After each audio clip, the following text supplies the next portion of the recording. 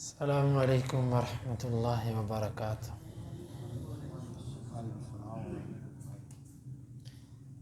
اعوذ باللہ السمیع العلیم من الشیطان الرجیم من ہمزہ ونفخہ ونفثہ۔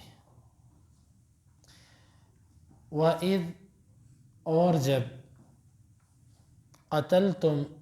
تم نے قتل کیا نفسا ایک جان کو، فَادَّارَأْتُمْ پس تم نے اختلاف کیا، فیہا اس میں، واللہ اور اللہ، مخرج نکالنے والا ہے، ظاہر کرنے والا ہے، ما اسے، کنتم تھے جو تم تکتمون چھپاتے۔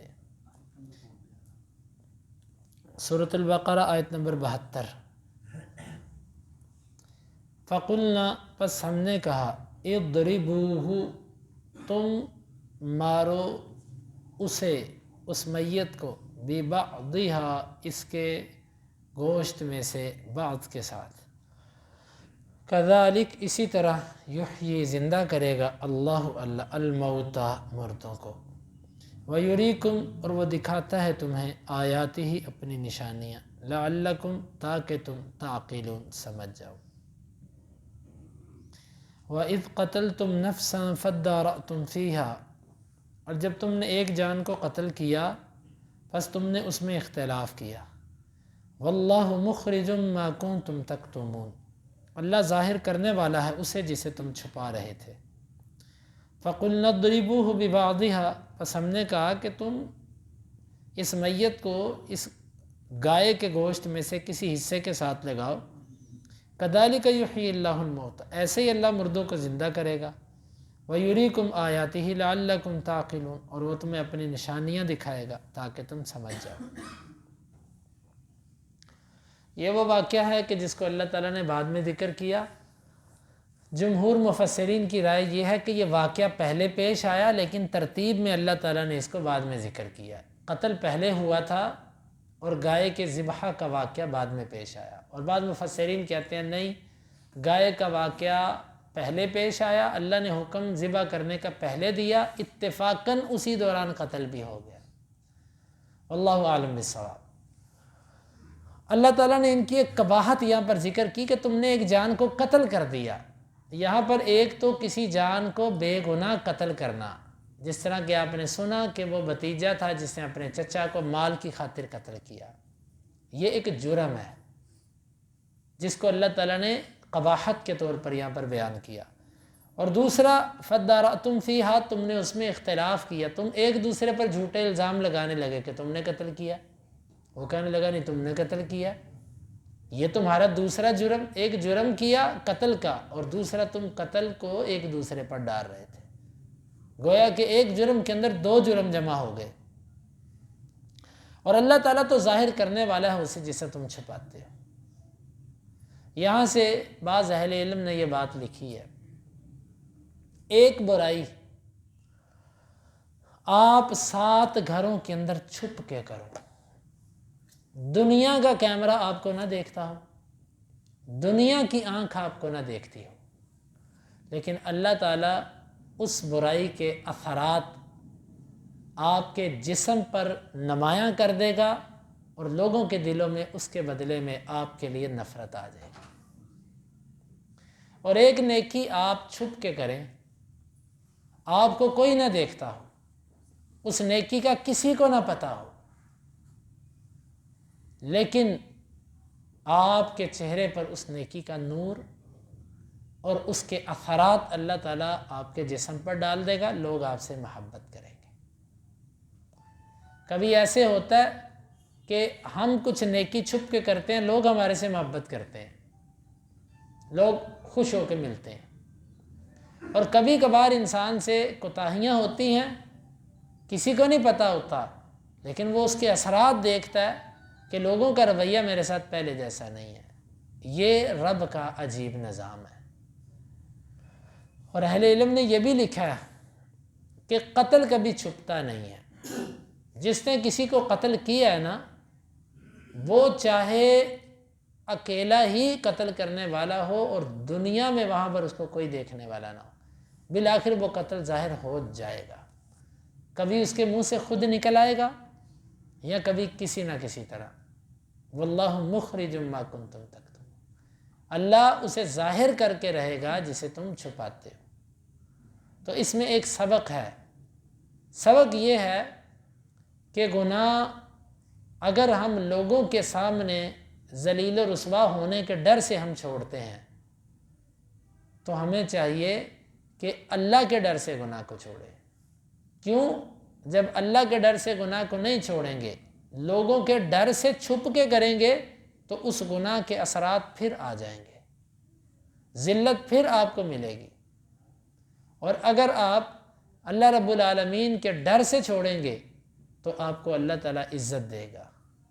تو اس آیت میں ہمارے لیے گہرا سبق یہ ہے کہ انسان کو چاہیے کہ وہ اپنی خلوت، اپنی تنہائی اس کو پاک کرے۔ اللہ رب العالمین اس کی برکات اور اس کی خیر اس کی محفلوں کے اندر اللہ ظاہر کر دے گا۔ تو اگر گناہ ہوگا تو اللہ تعالیٰ اس کو ظاہر تو کر دے گا، وہ چھپا رہتا نہیں، آج تک کوئی جرم چھپا نہیں، ظاہر ضرور ہوتا ہے، چاہے سال بعد ہو جائے، چاہے 2 بعد ہو جائے، چاہے 10 سال بعد ہو جائے، ظاہر اللہ تعالیٰ اس کو کر ہی دیتا ہے۔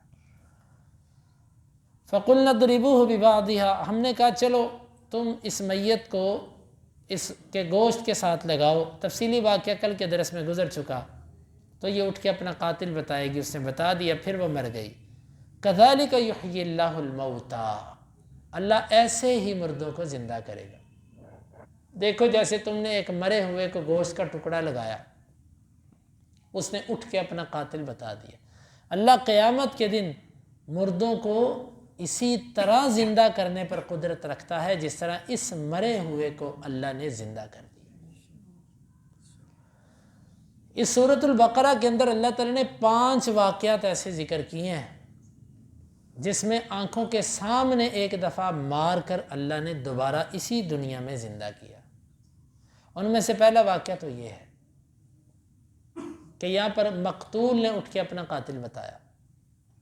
دوسرا واقعہ ابراہیم علیہ السلام کا پرندوں کو زندہ کرنے والا، پرندوں کو کاٹا، ذبح کیا اور پھر اٹھایا۔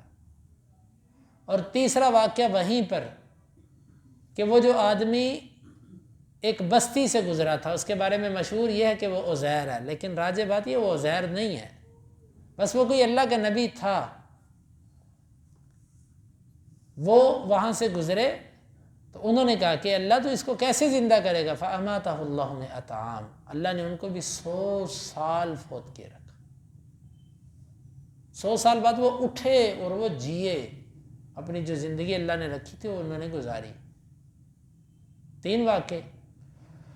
چوتھا واقعہ اللہ تعالیٰ نے ان لوگوں کا ذکر کیا کہ جو أَلَمْ تَرَ إِلَى الَّذِينَ خَرَجُوا مِن دِيَارِهِمْ وَهُمْ أُلُوفٌ حَذَرَ الْمَوْتِ، جو ہزاروں کی تعداد میں اپنے گھروں سے نکلے تھے، اللہ رب العالمین نے ان کو کہا کہ تم مر جاؤ، وہ مر گئے، پھر اللہ نے ان کو زندہ کر دیا۔